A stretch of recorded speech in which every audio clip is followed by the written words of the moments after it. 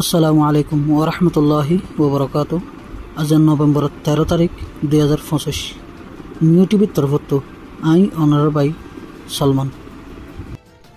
অনারা জাহানকিয়াতুন new টিভিত খবরিয়া মশওয়ারা দিবার থাকিলে 01894023106 এই নম্বর ইমাম মাঝে ইমুইয়া হোয়াটসঅ্যাপের জরিয়া দিতে পারিবা। অনারার আওয়াজরে হেফাজত করা যাব ইনশাআল্লাহ। গত হালিয়া নভেম্বরের 12 তারিখের দিন বাংলাদেশের হাজারত মসজিদ গিয়ে হ্যান্ডিলা কিছু মানুষরে টেররিস্ট মগবাগে দৌড়ে গিয়ে বলি সোশ্যাল মিডিয়ার মাঝে কিছু ফটো वगैरह হাতাপাত্র वगैरह ভাইরাল দেহ মোতাবেক জানা গিয়া টেররিস্ট মগবাগে হদুন শুধু রোহিঙ্গার দূষণ দেন মগবাগে হদুন বাংলাদেশের হুকুমতের দূষণ কিয়া বলি হলে মগবাগিয়া হামেশা বাংলাদেশের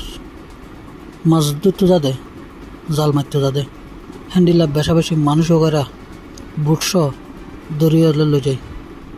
জিমল দি রাখে বেশা বেশি মাদ্যর ঘরে দে হ্যান্ডিলা ওয়াকিয়া কল বেশা বেশি হয়ে আছে।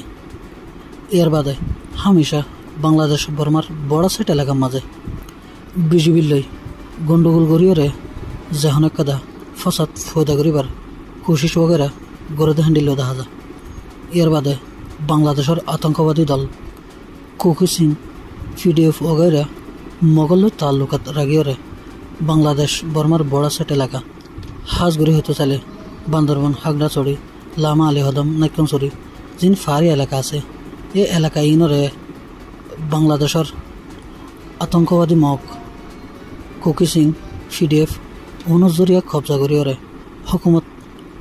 কায়েম করিবার কোশিশ वगैरह করে হ্যান্ডিলা বেশা বেশি রিপোর্ট উঠে এসে আছে। বাংলাদেশের হুকুমত যদি এই মগবাগের খেলাফ শক্তির সাথে যদি ইনার জবাব না দিলে সামনে যায় রে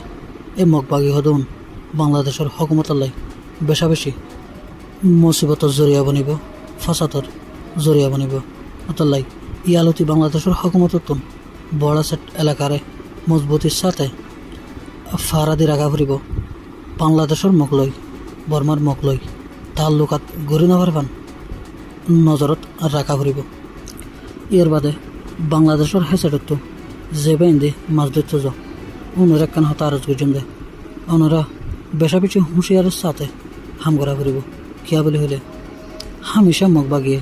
বাংলাদেশের হেসারত মাছ ধরতে যাওয়া মানুষরে দৌড়িলে যাগই মাইদের ঘরে বুট वगैरह হারিলে যাগই ডিলা ওয়াকিয়া কল ঘটে অতলাই বাংলাদেশের হেসারত মাছ ধরতে যাওয়া নতুন হুঁশিয়ারের সাথে মাছ ধরা ফুরিব আর